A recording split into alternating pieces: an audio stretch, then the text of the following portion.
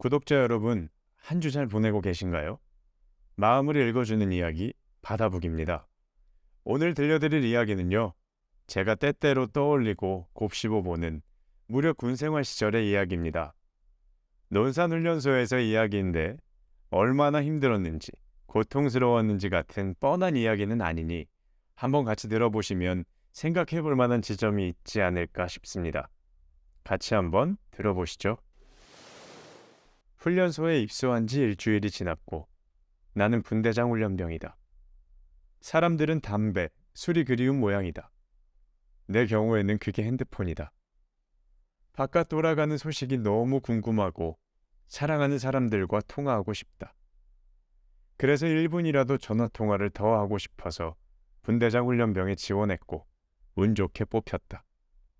그런데 추가로 가능한 몇 분의 통화는 그만큼의 책임을 요한다. 그리고 그 책임을 수행하는 과정에서 난 참 신기한 광경을 목격했다. 이곳은 20대 초반의 기운이 넘치는 남자들이 모여 있는 곳이다. 그리고 넘치는 기운은 각자의 개성만큼이나 요란하게 발산되곤 한다. 주로 밖에서 자신이 얼마나 대단했는지를 여러 가지 방식으로 말하곤 하는데 그것으로 충분치 않다고 느낀 몇몇은 이곳의 규율을 어기는 방식으로 다시금 증명하고자 했다. 군인은 당연히 규율에 존속된다. 그런 규율은 말로 적어 놓으면 너무나도 지키기 쉬운 것들이다. 예를 들면 길을 걸을 때 말하지 않기, 주머니에 손을 넣지 않고 걷는다 같은 초등학생 때 선생님들이 미간을 찌푸리며 당부했던 좌측 통행과 비슷한 요구이다. 그런데 놀랍게도 그걸 어겨서 우린 기합을 받는 중이다. 사촌형 얘기를 들어보면 과거 이곳 훈련소의 조교들은 욕설과 폭력이 가능했다고 한다. 그 중에 성격이 더 심한 사람은 따로 불러서 괴롭히기도 했다던데 다행스럽게도 우리의 경우에는 좌측 통행 같은 수준의 규율을 어긴 벌이 무려 팔굽혀펴기다. 생활관에서 논산훈련소의 여러 훈련장까지는 통상 완전 군장 상태로 걸어서 40분에서 80분 사이의 거리이다. 그러다 보니 300여 명 정도 되는 인원이 침묵을 지키며 걸어가길 기대하는 것은 무리일지도 모른다. 그런데 같은 훈련병인 내 입장에서 보더라도 그 시절 선생님이 말씀 중에도 본인들끼리 키득거리다가 혼나던 초등학생처럼 행동하는 사람들이 꽤 있었고 그로 인해서 단체 기합을 받기 시작한 것이다. 안 그래도 20kg 정도 등에 올린 채 걸어가는 모두는 짜증이 나 있는 상태인데 안 좋은 소리까지 들어가며 본인이 저지르지도 않은 잘못으로 인해 벌을 받는다고 하니 화가 난 모양이다. 그래서 하나 하면 정신을, 둘 하면 차리자 하는 우스꽝스러운 구령을 가진 벌을 받는 중에 서로 몰랐던 사이에 몇몇이 처음으로 말을 트는 중이다.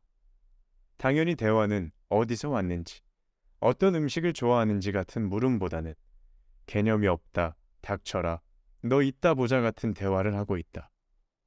더 불행한 건 그 중에 한 명이 내 분대라는 것이다. 만약 그 싸움이 진짜 일어나기라도 한다면 얼마나 귀찮아질까 하는 생각이 들었다.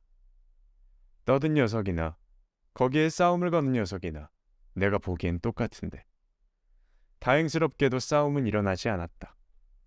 분대도 다르고 싸울 수 있는 시간도 없는데 목줄을 믿고 목청껏 짖는 치와와 같은 사람들이다.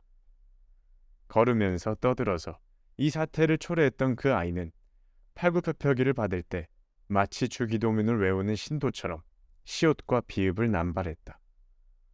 그치만 어떻게든 그날 하루는 끝이 났다. 그리고 주말이 됐다. 주말에는 종교 행사를 제외하고는 쉬게 해준다. 그러고 보면 군대는 꽤 합리적이고 효율적인 시스템으로 돌아가는 것 같기도 하다. 불필요하게 낭비되는 시간을 제외하고 필요한 양의 훈련 같은 작업을 어떻게든 소화시키고 그 작업이 모두 끝나면 휴식을 주니까. 그런데 우린 훈련병이다. 말년 병장이나 사회에서처럼 누워서 쉬는 건 허락되지 않는다.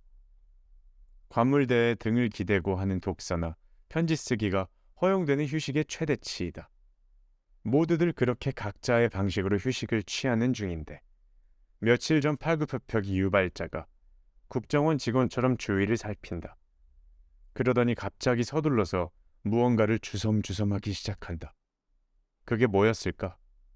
바로 팔굽혀펴기였다. 기가 막혀서 나는 보고 있었는데 7개에서 8개쯤 했을까. 시트콤처럼 점검하러 온 조교와 눈이 마주쳤다.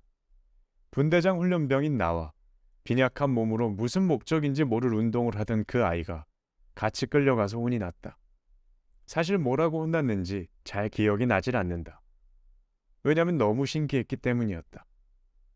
며칠 전에 분명히 그 아이는 팔굽혀펴기를 벌로 받으면서 주문처럼 욕을 했고 난생 처음 본 사람과 싸우기 직전까지 갔었다. 그리고 오늘은 가만히 있는 휴식 시간에 조교의 눈을 피해서 며칠 전 받은 벌을 스스로 하다가 걸려서 다시 혼이 나고 있는 중이다. 이게 도대체 뭘까? 나는 그때 알았다.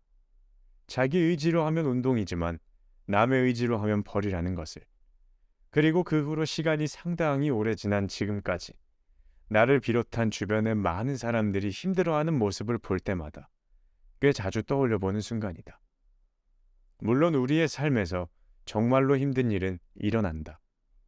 그러나 상당히 많은 경우는 그 일 자체가 주는 불행보다도 혹은 고통보다도 우리가 그 일에 부여하는 의미가 고통을 증폭시키는 효과가 있는 것이 아닐까. 여러분 잘 들으셨나요? 제가 너무 존경하고 닮고 싶은 사람 중 한 분이 보디빌더 겸 인천대학 교수이신 분이 계신데요. 그분께서 보디빌딩 트레이닝을 대하는 관점과 사람들에게 역설하는 내용을 저는 정말 공감합니다. 그분께서 자주 하시는 말씀 중에 사람의 마음이 무서운 것, 무엇을 새롭게 도전하게 만들 수 있는 것이 아니라 무엇을 못하게도 만들 수 있다는 점이다 라는 내용이 있는데요. 한 주를 보내시면서 혹은 새로운 무언가를 시작하시면서 여러분들을 옥죄는 것이 있다면 하나하나 분해하고 구분해서 보라는 말을 전하고 싶습니다.